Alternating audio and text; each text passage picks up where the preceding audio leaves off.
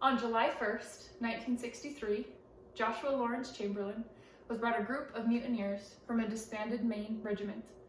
These are men who thought they would serve for 2 years and ended up having to serve for an additional year. They were upset and desperately wanted to go home. His job was to somehow convince these men to stand and fight. He had permission to shoot anyone who didn't follow orders. So that day, he stood in front of 125 men and said, "This regiment was formed last summer in Maine. There was 1,000 of us then. There are less than 300 of us now. All of us volunteered to fight for the Union, just as you did. Some came mainly because they were bored at home, though this looked like it might be some fun. Some came because they were ashamed not to. Many of us came because it was the right thing to do. All of us have seen men die. But this is a different kind of army. If you look back through history, you will see men fighting for pay, for women, for some other kind of loot.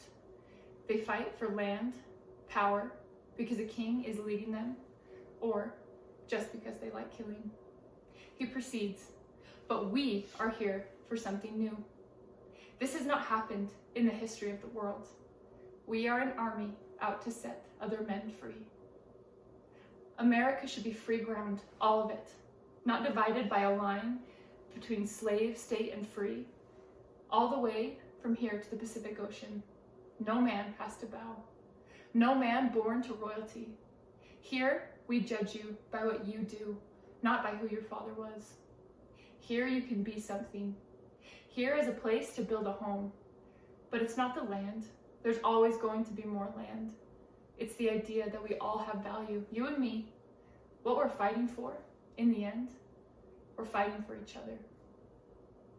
That day, the overwhelming majority of those mutineers chose to fight that day. After defending Little Round Top, they affixed bayonets and charged down the hill. They defeated the Confederates and protected the Union flank in a battle that became the turning point of the war. So what made the difference? What did Joshua Chamberlain, an English teacher by trade, do to change the minds of these men? He knew where his army's strengths lied. He knew it was not the size of the army that was their strength. It wasn't their weapons. It obviously was not their individual resolve, but it was their cause. They had a purpose to set men free, and that was their greatest strength. Joshua Chamberlain knew and utilized this strength to empower these men to work together. That battle was instrumental in the war. I am Kelsey Call. Today I'm going to persuade you that knowing and using your strengths will lead to our greatest victories. So, why? Why does knowing our strengths help us do this? First, it brings clarity. When we know our strengths, we have a better understanding of what we can contribute to the world. We can see clearly how and where we are needed and what we can do in our lives to improve. Second, confidence.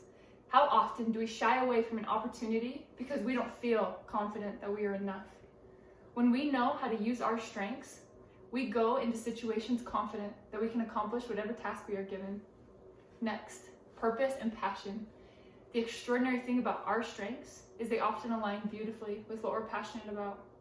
I believe that we are uniquely situated to pursue certain passions by virtue of our strengths. Surprisingly enough, I have found through knowing my strengths that one of my greatest passions in this life is helping people realize their unique contributions to the world.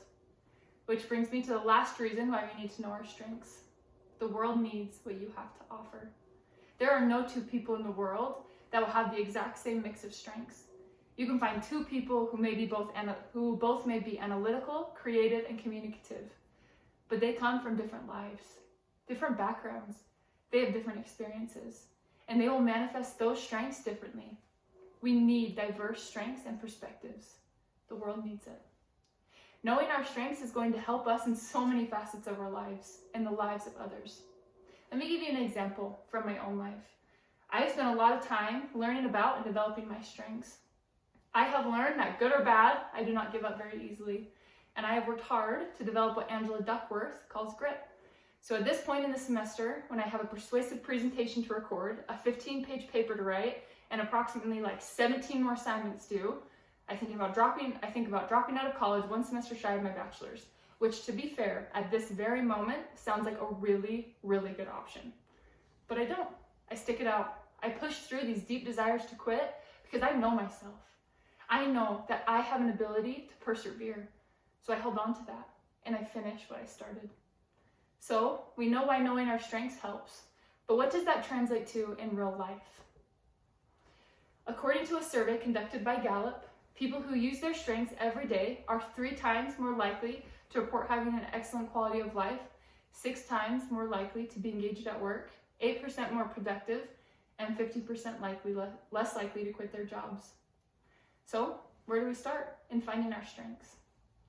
I split learning and discovering our strengths into 3 categories: explore, strengthen, share. First, explore. We look internally.